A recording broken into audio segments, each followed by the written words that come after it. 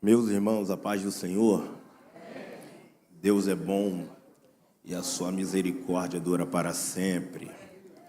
Quero externar a minha alegria, minha gratidão a Deus pela oportunidade que Ele nos concede, de uma vez mais estar em sua presença para render a Ele toda a honra, toda a glória e todo o louvor, pois só Ele é digno de toda aceitação.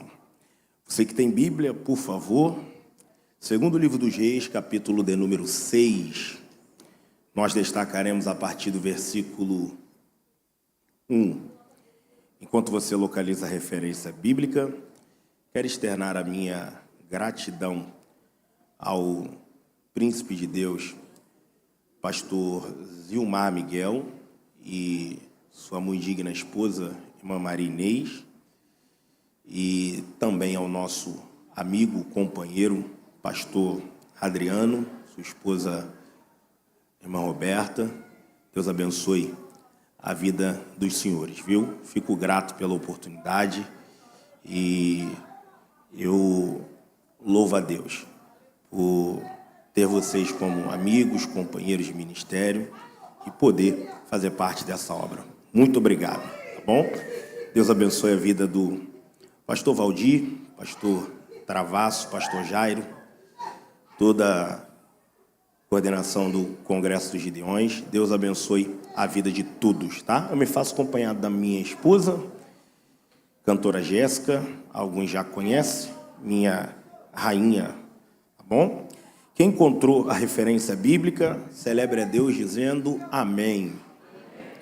Capítulo de número 6 do segundo livro dos Reis, versículo de número 1, está escrito assim: E disseram aos filhos dos profetas a Eliseu: Eis que o lugar em que habitamos diante da tua face se tornou pequeno demais para nós.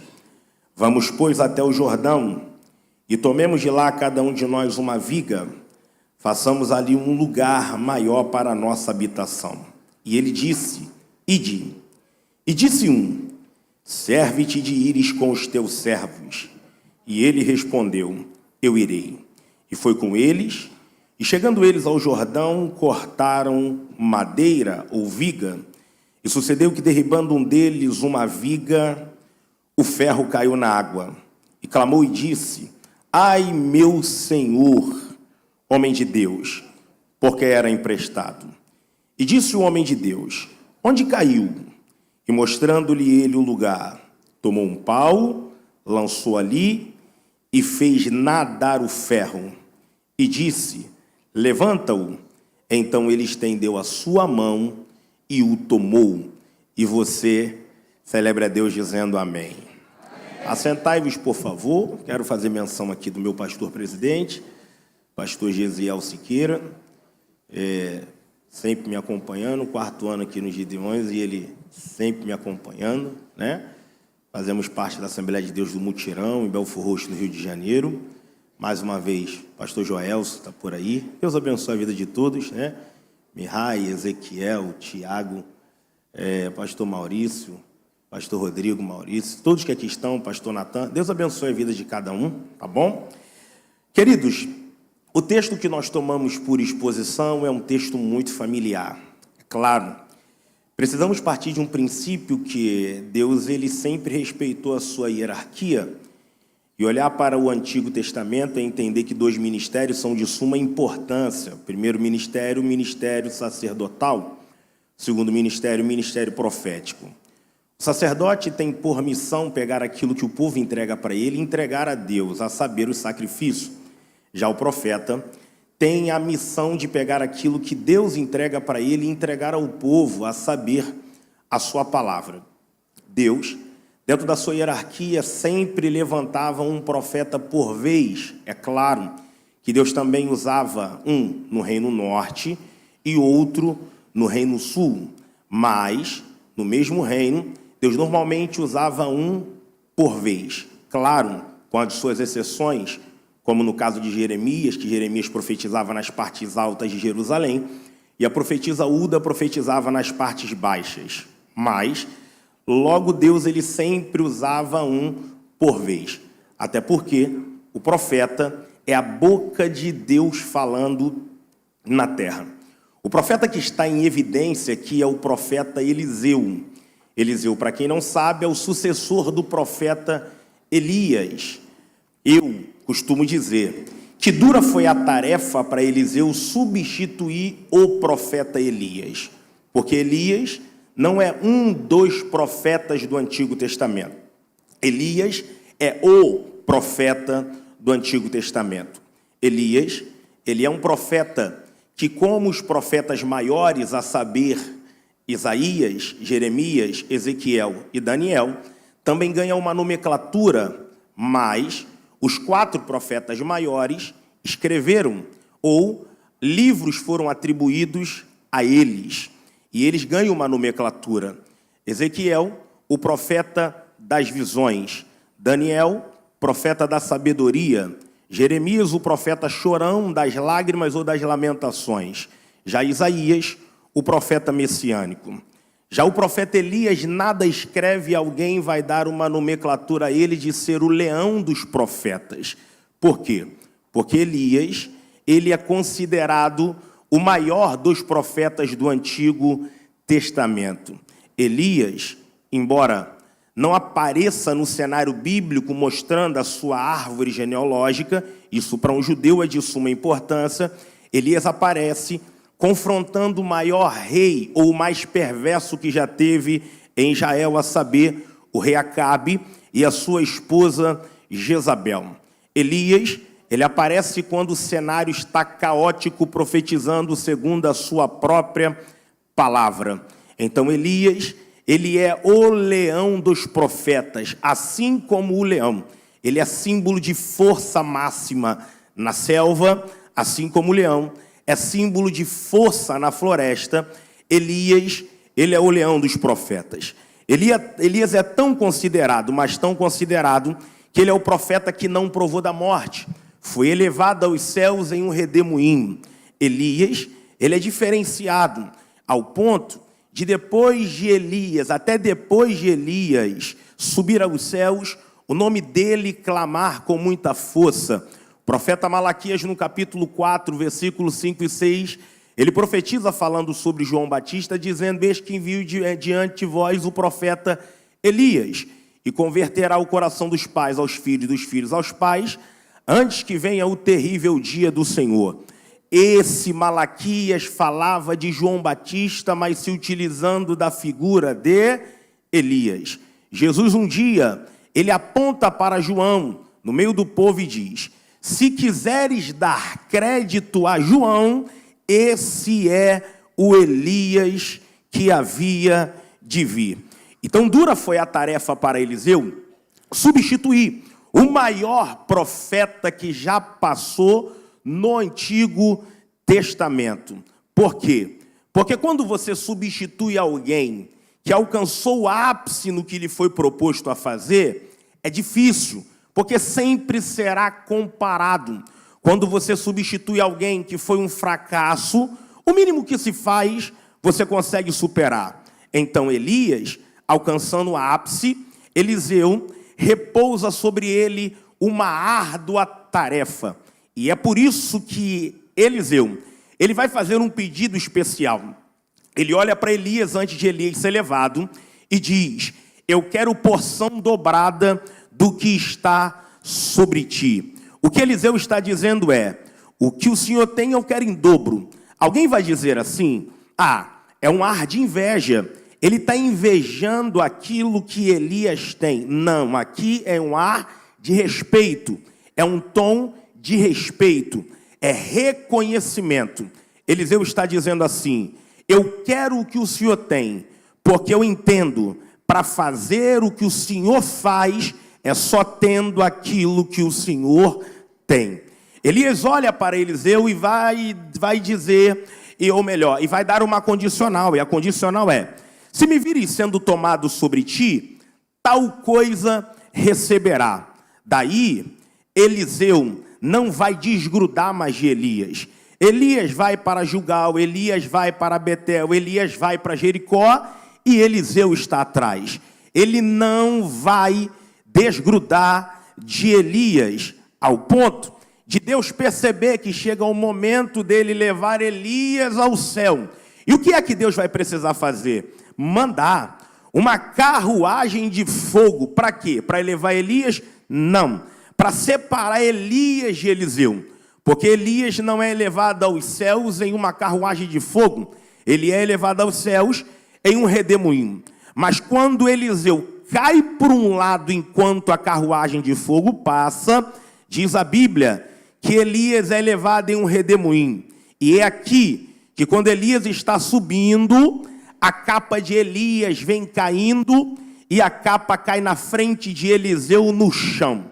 A pergunta é, por que a capa não cai sobre o ombro de Eliseu? Haja visto que Eliseu daria prosseguimento ao ministério de Elias. Porque a capa não cai na mão de Eliseu. No entanto, era ele que daria prosseguimento no ministério de Elias. A capa cai ao chão. Por quê? Aqui, perceba que é o início do ministério de Eliseu e o final do ministério de Elias. E logo aqui nessa cena, eu já encontro o que é evangelho. Porque a capa cai no chão, Eliseu tem que abaixar e pegar. E evangelho é isso daqui. Você começa como Eliseu descendo para terminar como Elias subindo. Porque se não for para terminar subindo, é melhor nem começar. Se o foco não for o céu, é melhor nem começar.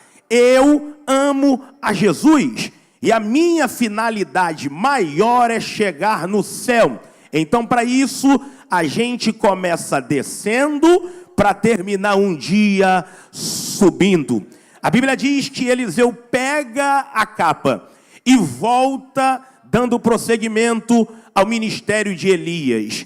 Ele volta dando prosseguimento àquilo que Elias havia começado. Eliseu não tem vaidade nenhuma em desconstruir aquilo que Elias começou para construir em cima aquilo que ele queria. Porque evangelho não é desconstruir história de ninguém. Ministério não é desconstruir ou acabar com a imagem de ninguém. Ministério é dar continuidade.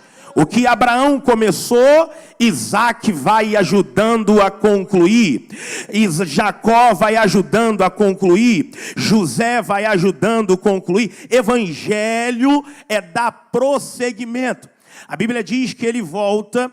E o que é que Eliseu vai fazer? Eliseu percebeu que o seu moço Elias tinha um discípulo, ou melhor, o seu senhor Elias tinha um discípulo. Quem era? Ele mesmo. Ele é o meu Senhor. E ele entende, eu preciso dar prosseguimento à obra de Deus. Aquilo que o meu Senhor começou. Ele decide então começar a fazer uma escola de profeta para dar aula para os filhos dos profetas. Porque Eliseu entende, quanto mais profeta tiver, melhor. Quanto mais pregador tiver, melhor. Quanto mais pessoas para Deus usar tiver, melhor. Ele monta uma escola de profeta. E nessa escola de profeta, ele vai dar aula para os filhos dos profetas. Ou seja, ele monta um seminário. O seminário está montado e quem é o professor? O profeta Eliseu. Os meninos vinham estudar com toda a alegria.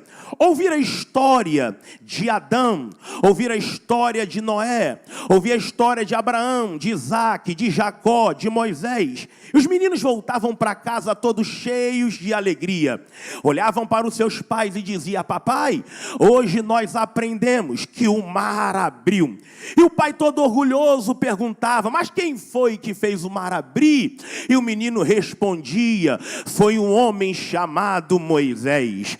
Eu tenho 3 filhas e a minha filha chega em casa, enche a gente de orgulho quando diz assim: tirei 10 na prova, tirei 10 no teste. E aí, filha, família, como foi? Estava fácil demais.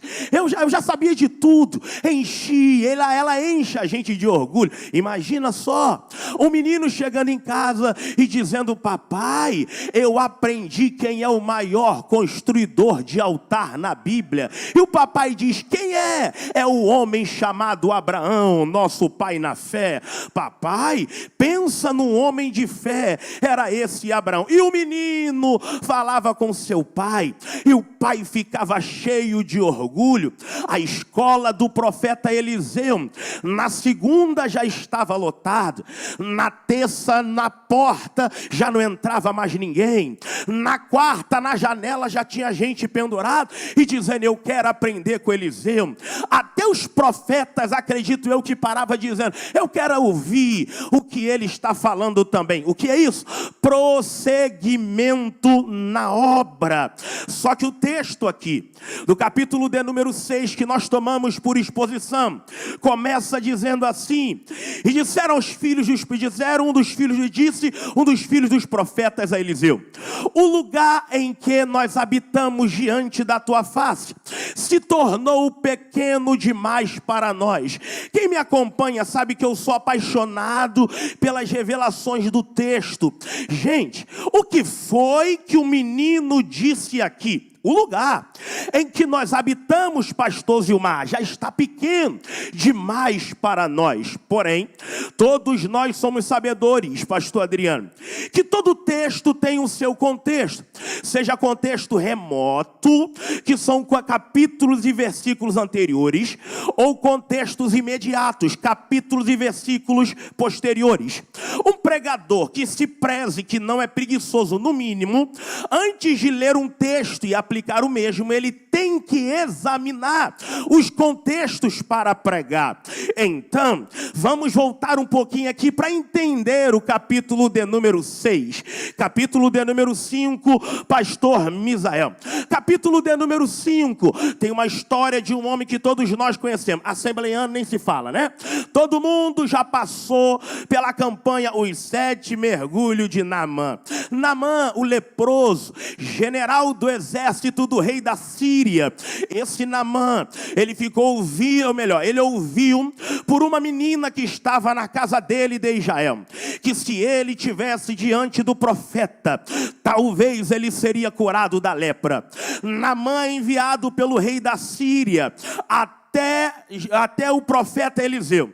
E a Bíblia diz que quando ele chega lá, Eliseu vai dar uma ordem. A ordem é: avisa para ele descer, mergulhar 7 vezes no Jordão, e ele vai ser curado. Ele fica irado, como foi pregado aqui, mas mergulhou.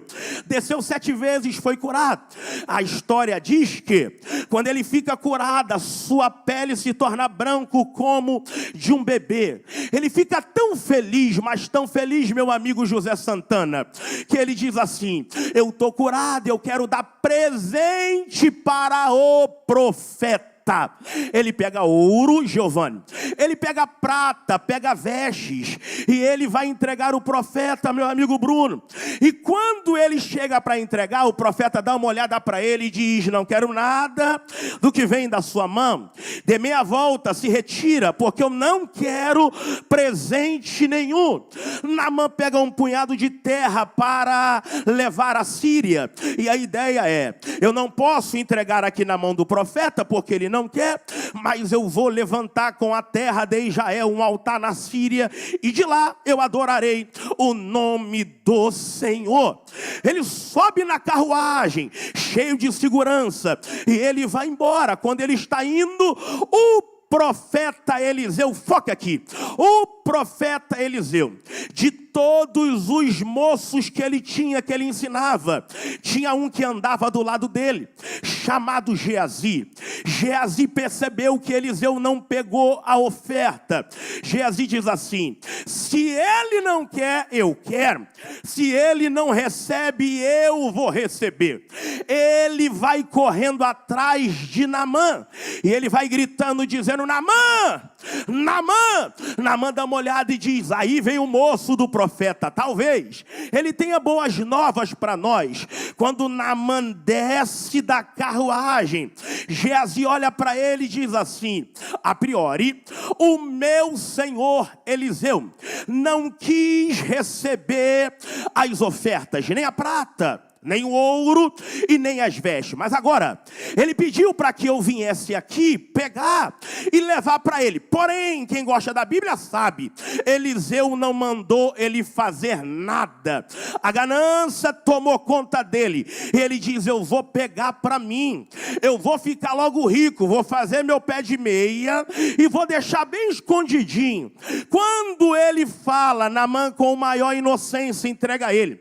Ele volta, ele vai esconder tudo bem escondido. Desculpe aqui, senhores e senhoras, o termo pejorativo que eu usarei, mas Deus não é fofoqueiro. Naquele dia ele decidiu contar tudo no pé do ouvido de Eliseu. Eliseu já sabia de tudo quando ele encontra Eliseu. Ele está vindo, Eliseu para na frente dele, aponta o dedão e diz assim: pensas tu que o meu espírito não foi contigo aonde você foi? Pegar o que você pegou e fazer o que você fez? Eu acho que ele mudou de cor, ficou branco, rosa, amarelo, azul, vermelho, estatalou o olho. Mas vamos ao texto, versículo de número 27, do capítulo de número 5. O último versículo do capítulo de número 5 está escrito assim: e a lepra que estava em Naamã se apegará Geazi, a ti e a tua descendência para sempre. E o texto diz: e ele saiu da presença de Eliseu leproso, branco como a neve. Olha para cá, ele não pode voltar mais para a escola de profeta, pastor Luciano. Por que não? Porque Levítico capítulo de número 13 nos ensina que o leproso tem que ir para um lugar chamado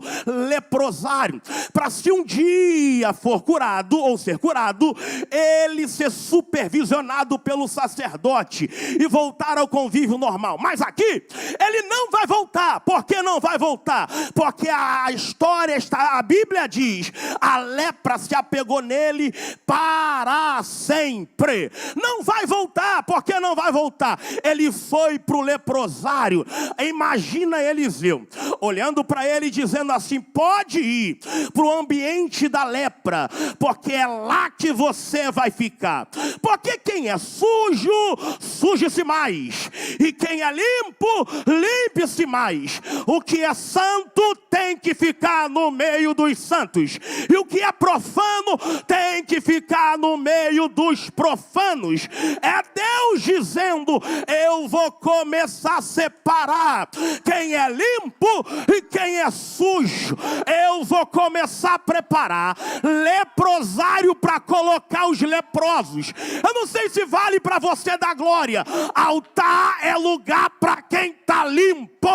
Altar é lugar para quem está limpo.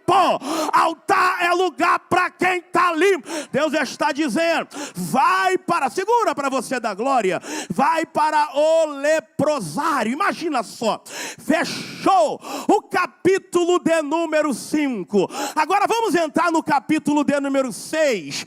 Aí o menino, quando Eliseu está, ou melhor, a classe está lotada, está completa. Eliseu entra pela porta da escola. Parece que eu vejo Eliseu metendo a mão no quadro e dizendo assim: vou começar por aqui. A gente vai começar essa história. O menino que está sentado dá um pulo aqui, pastor Misael, e diz: calma aí, profeta, por quê? O senhor vai começar a aula. A classe está lotada, mas Geazi ainda não chegou. A classe está cheia, mas Geazi ainda não chegou. Imagina Eliseu dizendo assim: eu não queria falar, mas vou ter que falar. Eliseu coloca a mão aqui e diz assim: que fique de exemplo para todos vocês. Geazi pegou o que não era para pegar. Geazi meteu a mão aonde não era para pôr a mão. E por isso, ele não vai voltar mais para cá. Olha aqui, olha aqui. Olha o que o texto vai. Eu gosto da Bíblia. O texto diz: o menino vai dizer: então, o lugar em que nós habitamos diante da tua face se tornou pequeno demais para nós. É a interpretação de texto, senhores. Se tornou, porque não era. Até a notícia de Eliseu, o lugar estava normal. Mas agora que Eliseu falou assim, se tornou pequeno de, ou melhor, agora que Eliseu falou, ele não vem mais para cá, o menino diz: então, acabou de se tornar pequeno demais para nós. Mas calma, calma antes da glória, calma. Por quê, pastor Vilmar? Se o lugar está completo, uma pessoa sai, o lugar não fica pequeno, o lugar fica espaçoso. Sobrou uma cadeira, mas aqui é quem saiu, aqui vai de quem foi embora.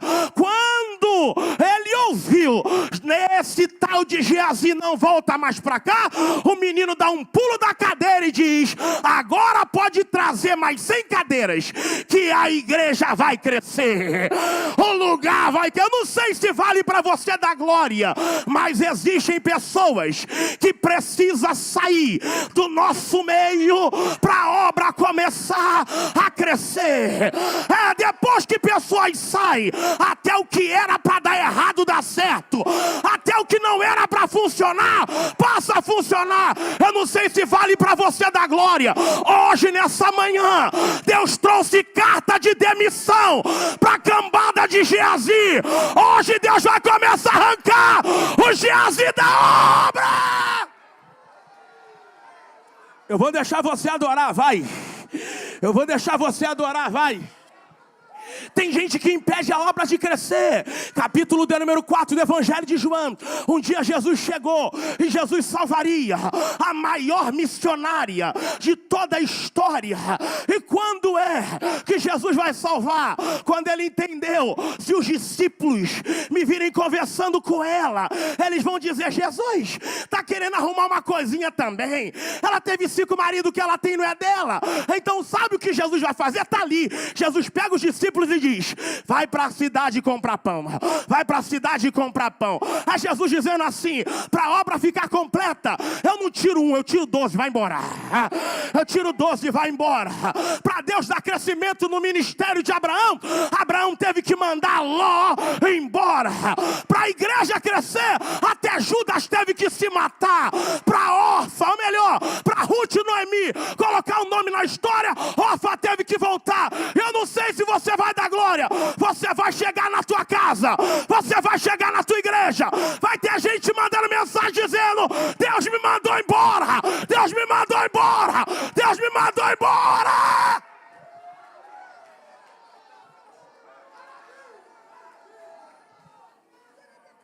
Jesus, Jesus, Jesus. Calma, porque o tempo vai embora. É Deus dizendo assim: eu vou tirar quem tem que tirar, eu vou mandar embora quem tem que mandar embora. Eu sei que tem Geazi que mexe com o nosso coração. Eu sei que tem Geazi que mexe com o nosso sentimento. Aí a irmãzinha fica assim: ai, mas eu amo tanto Geazi, ele tem um corpo. Ai, mas eu amo tanto essa Geazi. Mas você não percebeu que depois que você começou a namorar com ele, você ficou mais carnuda? Você não percebeu que depois que ele entrou na tua vida, a coisa começou a desandar? Você não percebeu que depois que você começou a se relacionar com certo Geazi, a coisa parou de funcionar? Você largou a obra missionária, você parou de ser crente, deixou de ser crente. Aí fica por aí e fala: mas por quê? Deus não me dá oportunidade.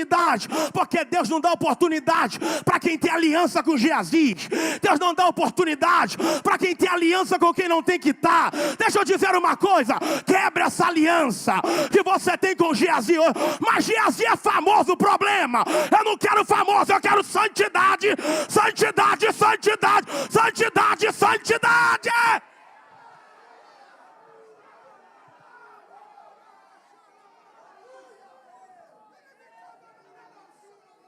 Calma.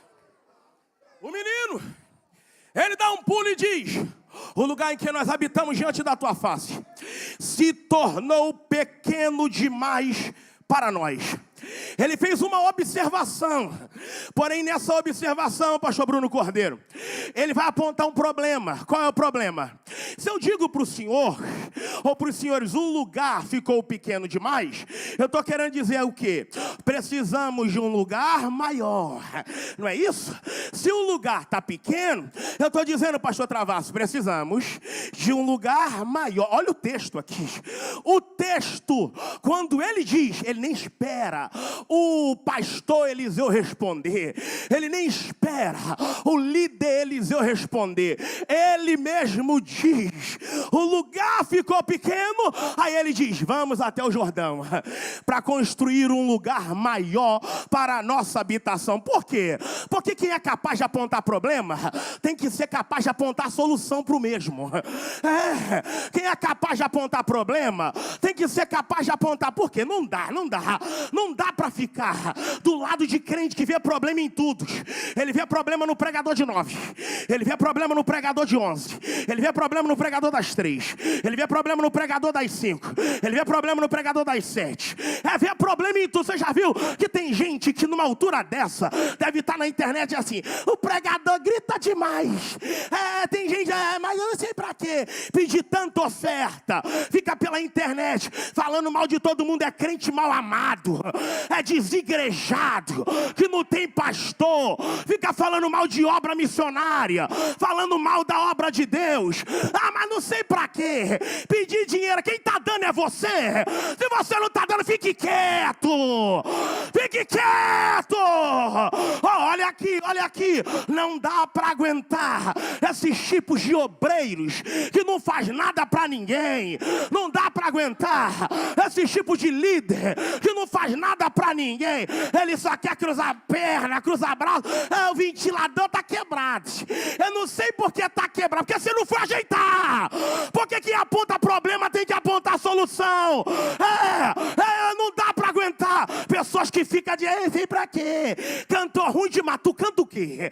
Pra você falar que alguém cantou ruim, pregou demais, pregou nada, você prega o quê? Pra falar que alguém pregou. A obra tem que crescer, irmão, eu tenho que dar a mão pra você e falar: vai crescer, vai crescer.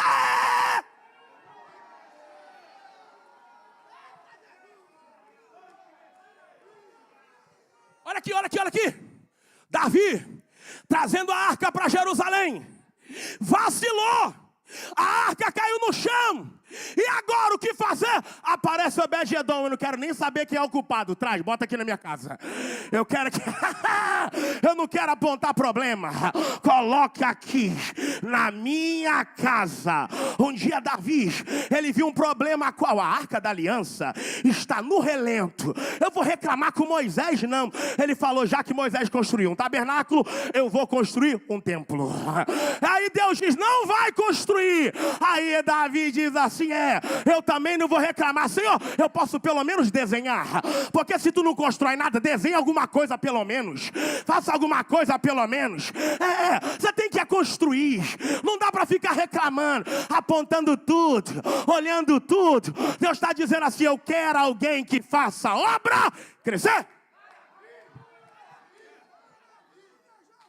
Quem aponta o problema precisa apontar a solução. E a proposta é: desçamos ao Jordão e cada um de nós cortará uma viga. Olha para cá. Cada um de nós cortará uma viga. Olha a proposta, pastor Natan. Vamos descer? Mas cada um corta a sua.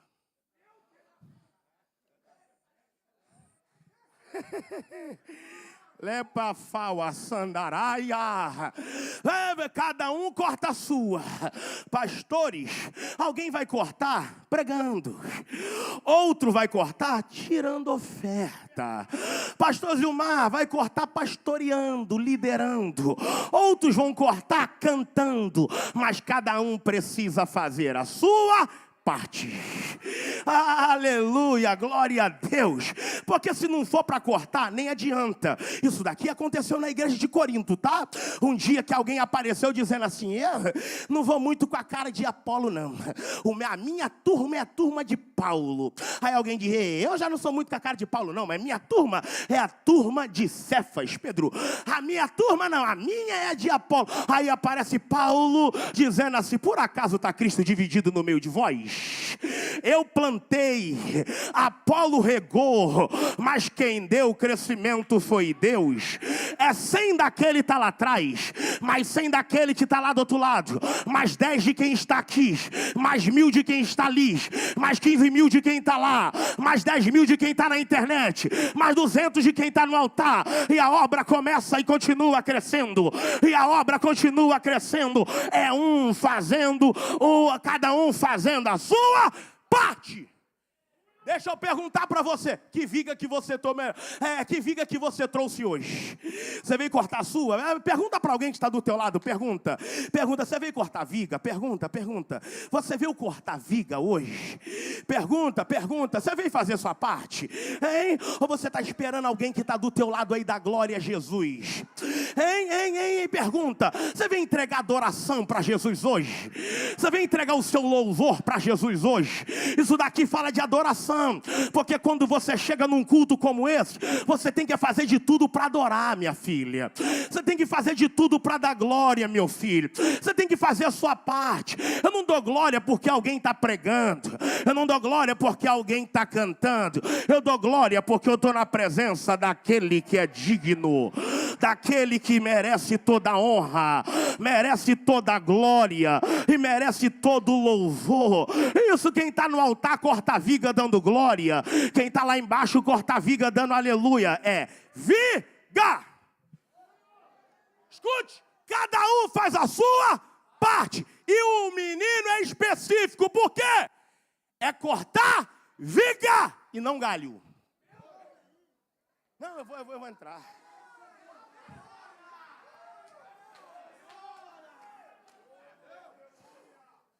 É viga e não galho. Não adianta vir com galho, porque a obra fica de pé com viga. Olha aqui, porque quem é galho, quem quer entregar galho, quer arrumar confusão. Você já viu que galho é aquilo, galho é desse jeito. Você já brincou ou já fez fogueira quando você era mais novo? Já fez? Galho é que a gente coloca galho para a fogueira começar a funcionar, mas a velocidade que ele acende, ele apaga.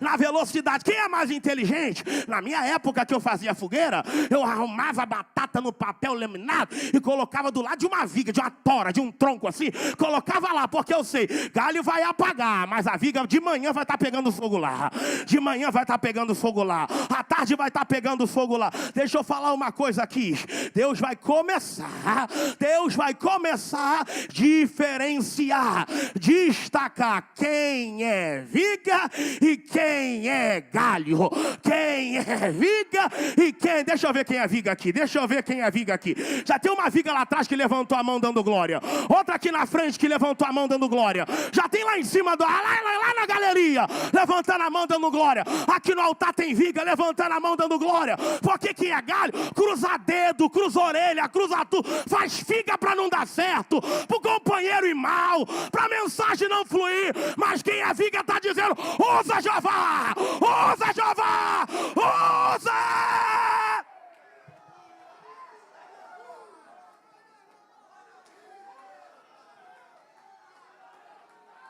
Deixa eu continuar, que eu ainda tenho 10 minutos. Olha aqui. Vamos descer ao Jordão para construir um lugar maior. Por que Jordão? Olha aqui.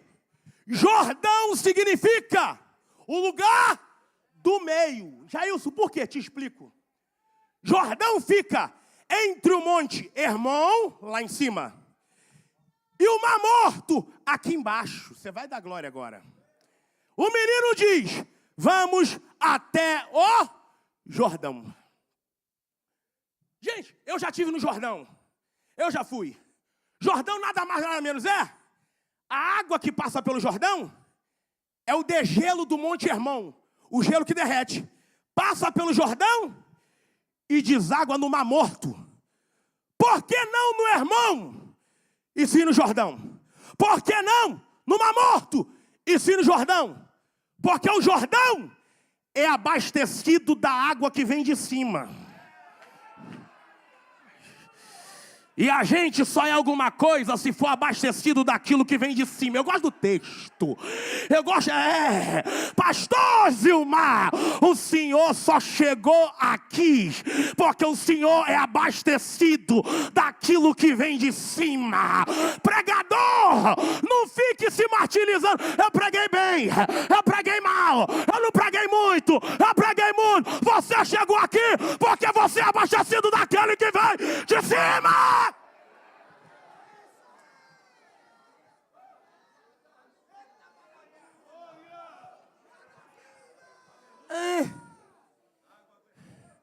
Mas o pregador fulano de tal não é teólogo. Eu também não sou.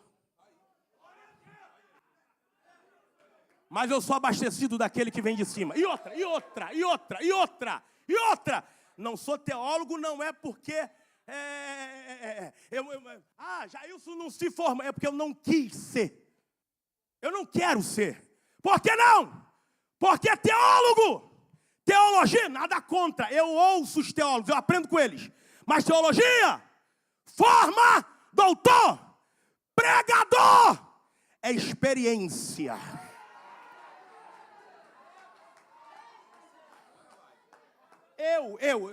Gente, falando de mim, não tem piada para ninguém.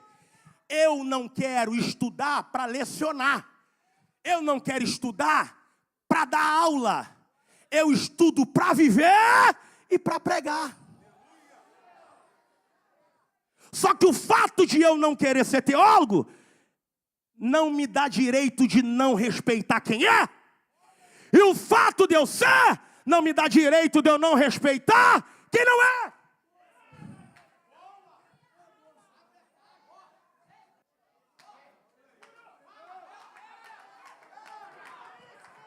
Tem teólogo aqui, tá pulando dando glória a Deus.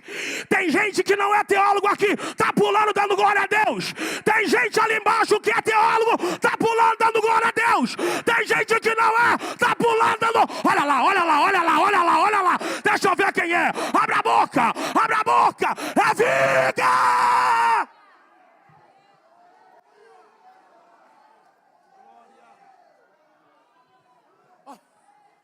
Aqui. Eu decidi não ser. Eu estudo para viver primeiro e para pregar. Ponto. Jailson, eu não concordo, essa é a opinião sua. Eu vivo assim. Glória a Deus por isso.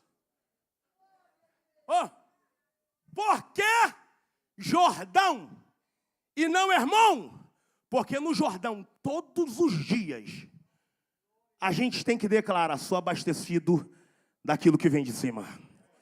Se não vier de cima, o rio seca. Se não vier... Aleluia!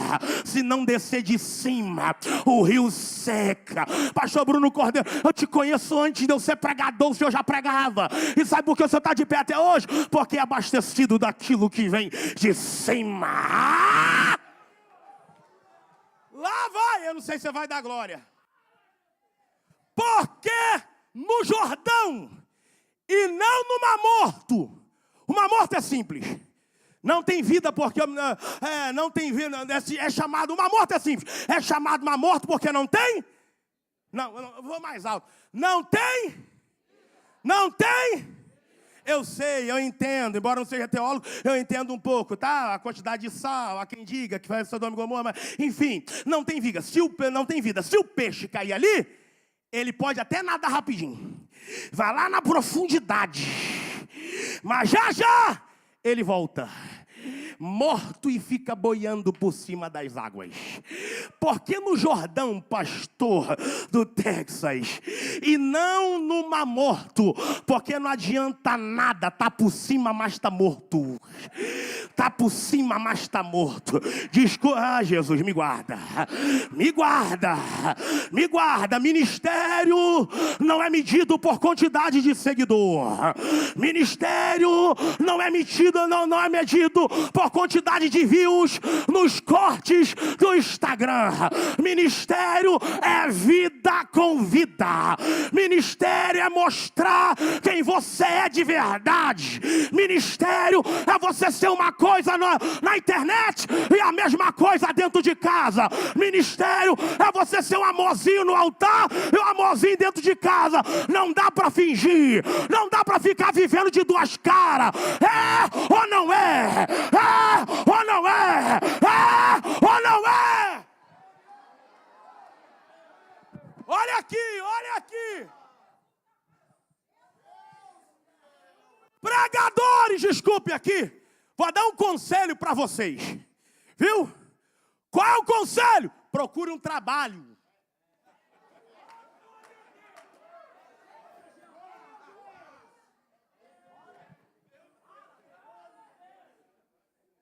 Vai empreender, vai fazer alguma coisa da vida. Vai fazer alguma... Mas eu prego, eu sou muito abençoado por onde eu passo. Mas se eu não ganhar oferta, a minha família vai comer, vai beber, vai dormir, tem plano de saúde, casa para morar. Eu não dependo de oferta. Desculpe. Eu tenho experiência com o que eu estou falando. Durante um tempo da minha vida eu vivi de oferta aqui, ó. Pastor Gesiel, meu pastor. Fiquei asmático o ano todo, não aguentava mais pregar. Não tinha um pastor que me ligou para me dar uma oferta sem estar no altar. Olha lá, ó, aqui, ó. Pegou o cartão de crédito dele. Aqui, vai lá se cuidar, porque nem dinheiro eu tinha. E outra. Não era por falta de desejo de trabalhar, eu trabalho desde meus 11 anos de idade. Eu tive meu pai assassinado. Eu vi minha vida ir ao fiasco, ao fundo do poço. Morei de favor na casa dos outros. Eu trabalhei sempre, subi nos morros do Rio de Janeiro, vendendo desinfetante, cloro. Eu tenho a minha coluna que talvez eu tenha que operar. Eu já vi a minha mãe chorar de dormir no chão e colocar eu e meus 12 irmãos para dormir no colchão de solteiro. Eu já passei por prova. Não foi por falta de desejo de trabalhar, foi porque Deus não abriu a porta. Eu vou falar. Pregador, não depende de povo. Eu vou ter que voltar lá. Pastora Nilceia, foi onde eu me converti. Ela falava assim, ó: Jailson, nunca caia, porque Deus perdoa, mas o povo não.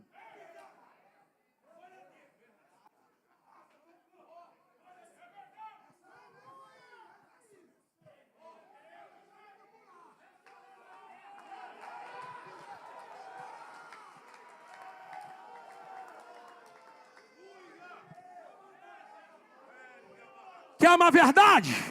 Quer uma verdade? Não dá para ficar de enganozinho na igreja. Na internet ser uma coisa e no altar se fingindo ser alguma coisa que não é.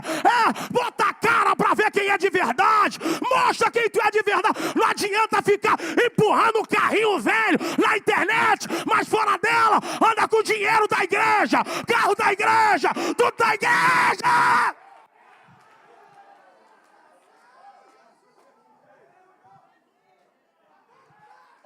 Olha aqui. Eu digo para o meu pastor, está aqui. O senhor é corajoso.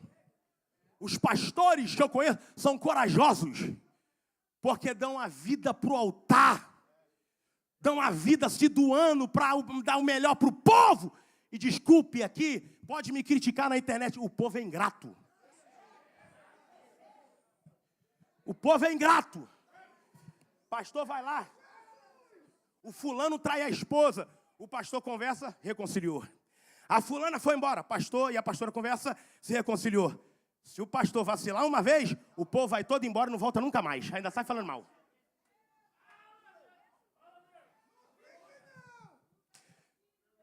É conselho, viu? Não é denúncia. E nem direta. Deus não está em ministério que você fica por aí rodando tudo. Fotinha. Eu e a minha esposa. Só que o dia que teu filho passar mal, você leva pro UPA. Não tem nenhum plano de saúde. Desculpa, irmão. Me desculpa aqui. Me desculpa. Me desculpa. Eu estou aqui agora, graças a Deus. Tem coisa funcionando lá. Eu tenho um monte de colaborador trabalhando lá. Então é conselho para vocês, prega, viaja tudo quanto é lugar, mas faz o pé de meia com o trabalho de vocês. Viu? Faz o pé de meia com o trabalho de vocês.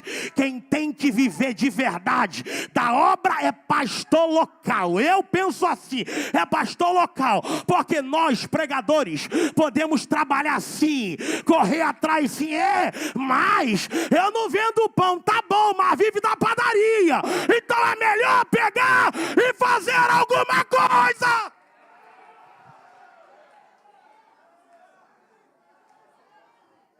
Mano, fica de pé pra gente terminar, que meu horário acabou.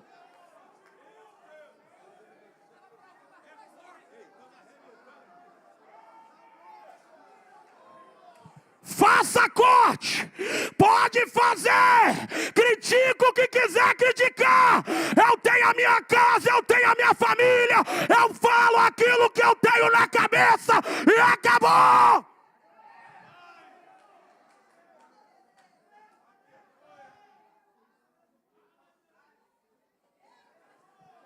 Graças a Deus eu posso falar, não vivo de oferta. Eu não vivo de oferta. E outra, sou muito bem abençoado por onde eu passo, mas não vivo de oferta. Desculpe aqui, vamos lá, deixa eu... Aqui, a Bíblia diz que eles começaram a trabalhar, não tem tempo para terminar. Mas a Bíblia diz que quando um está cortando, pá, pá, pá, o ferro do machado caiu. Repita comigo, o ferro caiu. Aí o menino gritou assim, ó, ai meu Senhor, caiu. E era emprestado. Aí a gente fica julgando. Fulano deixa cair. Fulano deixou os super crentes, os porteiros do céu. Caiu. Caiu, os grupos de WhatsApp começam a bombar. Caiu. Irmão, a gente arruma motivo, né? Caiu porque bateu errado. Caiu porque estava frouxo. Caiu porque a cunha não estava. Caiu por quê? Caiu porque estava trabalhando. Ponto. Está sujeito a cair quem trabalha. Está sujeito a cair quem trabalha. Deixa eu fazer uma pergunta aqui, no altar que está mais perto de mim. Alguém aqui nunca dirigiu na vida? Não é habilitado, nunca dirigiu? Levanta a mão. Alguém? Alguém aqui? Alguém aqui nunca dirigiu? Alguém? Pastor, você nunca dirigiu? Já bateu com o carro alguma vez? Não, porque nunca dirigiu. Agora pergunta quem já dirigiu. Eu já capotei, eu já rodei, eu já fiz... Por quê? Porque eu dirigi. Só bate com o carro quem tira o carro de casa para dirigir. Eu vou ficar dando motivo que caiu? Aqui está o segredo. Por qual é o segredo? Quando ele deixou cair, ele gritou, Eliseu, caiu! Porque vergonha não é deixar cair. Vergonha é continuar trabalhando só com cabo, fingindo que nada aconteceu.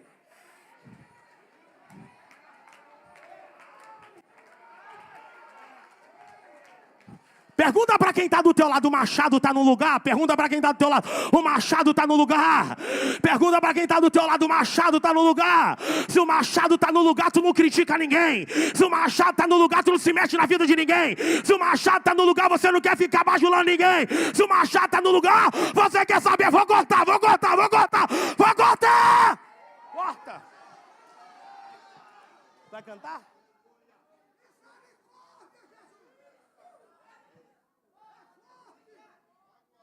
Minha esposa vai cantar. Olha aqui. A última aqui, ela canta agora. A Bíblia diz que Eliseu veio. Você vai dar glória. Jogou um pedaço de madeira. Cortou madeira e jogou. No lugar que o ferro caiu. Eu já vi imã puxar ferro. Agora madeira, primeira vez. Mas calma aí. O que Eliseu jogou? Madeira. Repita comigo, madeira. Era só Eliseu chegar lá, pastor, e falar assim, ó. Igual meu profeta Elias falou, segundo a minha palavra, ferro flutua. Flutuaria sim ou não? Flutuaria sim ou não? Mas sabe o que ele fez? Jogou madeira. E por que jogou madeira? Porque quando se reuniram, a proposta foi, vamos construir um lugar maior com madeira. Quando eu investi no reino, quando eles decidiram investir no reino, eles decidiram investir madeira. Agora o reino vai investir nele, vai investir o quê? Madeira. Porque o reino não te dá nada que você não seja capaz de dar para ele. Se você deu madeira, é madeira que o reino vai te dar. Eu estou aqui, olha aqui, diz, irmão, olha aqui. Minha esposa está aqui. Minha esposa está aqui. Eu vivo milagres de Deus. Eu tenho 3 meninas. 3 meninas. Uma de 11, uma de 3 e uma de 1. É propósito meu, cada uma delas já tem um apartamento comprado para quando crescer. Fruto do meu trabalho. Meu trabalho. Mas você acha o quê? Eu, pastor, nunca tinha pisado nos Gideões missionários da última hora.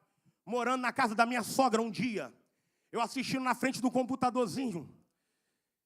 E eu lembro que colocaram um monte de conta assim para depositar. Não tinha Pix ainda. Eu queria dar uma oferta. Eu tinha uma motinha que eu tinha ganhado do meu irmão, um documento atrasado. Eu não tinha R$1. Enquanto eu estava na frente, que Deus me puna. Eu não brinco com as coisas de Deus. Que Deus me puna se eu estiver mentindo. Do nada eu meti a mão no bolso, peguei o documento da moto. Quando eu olhei dentro, R$50. Eu falei, vou fazer festa, não tem dinheiro nenhum. Aí Deus falou comigo, esse dinheiro não é seu. Eu peguei a moto, fui no banco Itaú de Belfor Roxo, depositei o dinheiro e entreguei aquilo que não era meu. Antes de pisar aqui nos Gideões, eu nunca pisava aqui. Saudoso pastor Wesley, eu já conhecia pastor Wesley. Eu lembro que um dia, minha esposa está aqui. Eu lembro que um dia eu depositei uma oferta missionária para um missionário da África, que eu não sei quem é. E ele me mandou um áudio, pastor Wesley me mandou um áudio, o missionário chorando e falando assim, pastor, era o que eu precisava para fazer óculos para mim e para minha família, ler a palavra de Deus. Eu vivo o que eu vivo hoje, não é porque eu sou bom. Primeiro, é porque eu sou abastecido lá de cima. Segundo, é porque tudo que a gente coloca na obra, a obra faz devolver para nós. O que eu vivo hoje, eu tenho certeza, eu não sou um bom pregador. Mas se eu estou o 4º ano pregando aqui, não é porque eu sou bom, é porque eu sou abastecido lá de cima. E se eu não recebesse o convite, é porque eu sou abastecido lá de cima.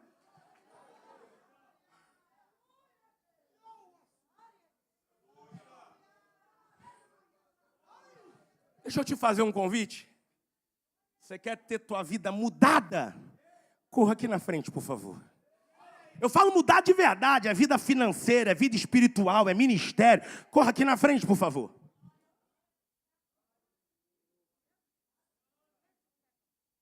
Pode vir aqui na frente. Olha aqui. Spurgeon diz assim. Pode pregar de Gênesis a Apocalipse. Se não tiver Jesus, é balela. Então eu vou terminar minha mensagem aqui. Ele joga um pedaço de madeira. Para quê? Pergunta, para quê, pregador? Para tirar o machado, ou o ferro do machado que estava no fundo do rio, pastor Zilmar. Jordão é água barrenta, no fundo é lama. Eu já pisei lá. Tinha que ser madeira. E o Jordão tinha que ficar no meio. Jailson, me explica. O machado caído era eu. Era tu. Afundado na lama do Jordão. Com o nariz cheio de cocaína, cheio de cachaça na cara. Fugido, devendo agiota.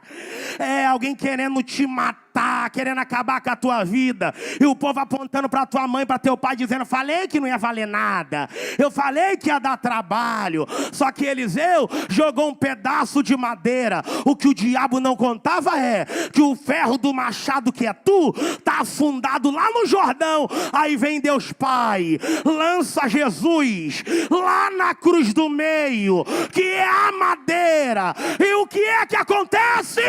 Ele tira você do fundo do Jordão, levanta a mão e diz: aqui ninguém toca, aqui ninguém toca. Ah, se não fosse o sacrifício da cruz, eu não estaria aqui e você também não. Sabe por que tem gente aqui, os irmãos estão ajoelhados? Por causa do sacrifício no madeiro. O sacrifício no madeiro. Eu profetizo sobre a vida de vocês, olhe para cá. Deus vai mudar a história, a família de vocês, Deus vai mudar a situação de vocês. Eu profetizo que Deus vai prosperar vocês. Eu profetizo que você terá para emprestar e não pedirá emprestado. Eu profetizo que a tua família não vai ter necessidade de nada. Eu profetizo que a tua casa não terá necessidade de nada. Eu profetizo que Deus vai abastecer a tua casa, abastecer a tua família. Eu profetizo que você vai sair daqui uma tocha cheia de poder, cheia de unção. Então receba agora, solta para ela cantar. Então receba agora, receba agora, receba agora.